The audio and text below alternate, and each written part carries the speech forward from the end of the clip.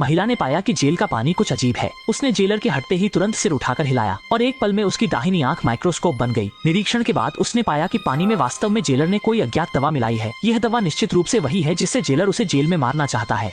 वह जेल से भागना चाहती थी, लेकिन इस उच्च सुरक्षा वाली जेल में कोई भी भागने का रास्ता नहीं था। कोई उपाय न देखकर सुसान को अपनी अलौकिक शक्ति का उपयोग करना पड़ा। उसने बस एक सीटी बजाई और छत के वेंटिलेशन पाइप के माध्यम से पास की धातु को छोटे स्टील की गेंदों में बदल दिया।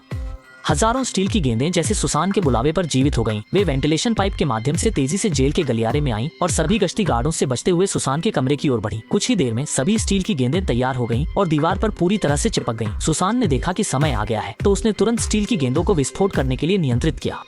1 सेकंड से भी कम समय में सभी स्टील की गोलियां एक साथ विस्फोट कर गईं और 5 मीटर मोटी लोहे की दीवार पाउडर में बदल गई। लेकिन जैसे ही सुजन कमरे से बाहर निकली, उसे कुछ गश्ती जेल प्रहरी मिल गई। लेकिन महिला की अत्यधिक ताकत के सामने कितने भी जेल प्रहरी हों, वे सभी जमीन पर गिर गए। ऐसा लगा कि अब आसानी से जेल से भागा जा सकता है, लेकिन जेल के बाहरी हिस्से में पहले से ही अनगिनत जाल बिछाए गए थे। पेड़ पर से जहरीले तीरों के हमले से बचने के लिए सूजन को मकड़ी की तरह जमीन के करीब रहकर सांप की तरह चलना पड़ा। लेकिन जहरीले तीरों के हमले से मुश्किल से बचने के बाद पता चला कि दूर नहीं, छत पर का लॉन ही सबसे बड़ा जाल है, जहां अनगिनत घास के तिनके नुकीले कांटों में बदल गए हैं, जो सूजन को छेदने के लिए तैयार हैं। सौभाग्य से सूजन ने समय पर देखा और एक चरम एकल पैर की मुद्रा का उपयोग करके खुद को मजबूती से संभाला। लेकिन थोड़ी देर बाद अचानक पैर फिसल गया और जब शरीर छिद्रित होने वाला था तो साथी समय पर आ गया और सूजन को बचा लिया।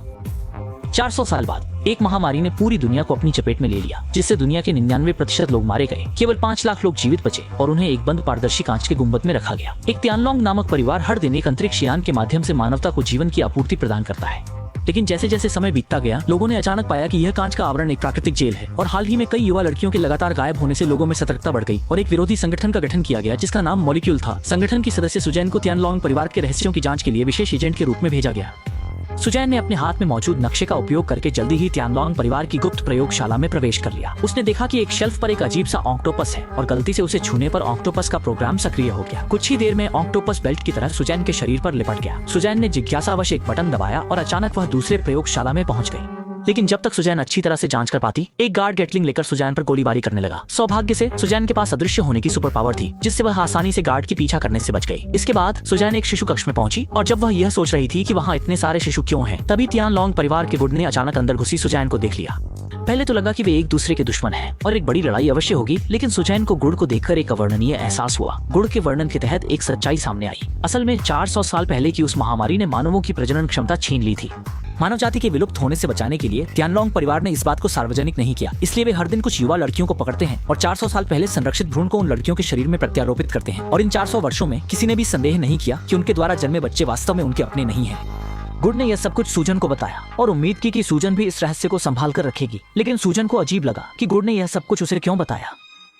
वैज्ञानिक गुड ने सूजन को बताया कि उसने अपनी दिवंगत पत्नी के जीन को एक युवती के शरीर में इंजेक्ट किया था और सामने खड़ी सूजन उसी पत्नी के जीन से क्लोन की गई क्लोन है। इसलिए सूजन को गुड को देखते ही एक अजीब सी परिचित भावना हुई। सूजन को विश्वास नहीं हो रहा था कि वह वास्तव में एक क्लोन है, लेकिन उसका शरीर गुड का विरोध नहीं कर पा रहा था। लेकिन इस समय दो लोगों के बीच बातचीत का सबसे अच्छा समय नहीं था, क्योंकि गुड के भाई ने निगरानी के माध्यम से गुड और सुसान के प्रेमपूर्ण दृश्य देख लिए थे। उन्होंने सोचा कि गुड ने गद्दारी कर दी है, इसलिए उन्होंने गुड के भाई को गुड और सुसान को खत्म करने के लिए भेजा। गुड को ढूंढने के बाद भाई ने एक और सच बताया।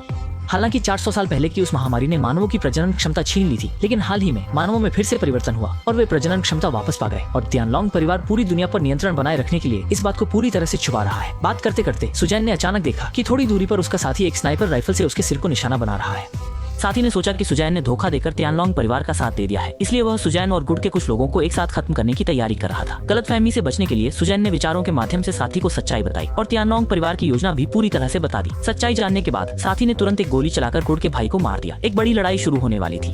अराजकता का फायदा उठाते हुए सुजन चुपचाप लोहे के टावर पर चढ़ गई। वह तियानलोंग परिवार के अंतरिक्ष यान को नष्ट करने की तैयारी कर रही थी, ताकि तियानलोंग परिवार और मानवता के बचे हुए लोगों के बीच का संपर्क तोड़ा जा सके। विस्फोट की आवाज के साथ अंतरिक्ष यान पूरी तरह से नियंत्रण से बाहर हो गया और उसने कई मीटर मोटी दीवार को सीधे नष्ट कर दिया। अब तक पाले जा रहे मानव जीवित बचे लोग यह जान पाते हैं कि बाहर की दुनिया में अब कोई महामारी नहीं है, बल्कि हर जगह जीवन से भरपूर है। कुछ सालों बाद लाखों मानव जीवित बचे लोग पृथ्वी पर एक और युग की शुरुआत करते हैं। फिल्म यहीं समाप्त होती है।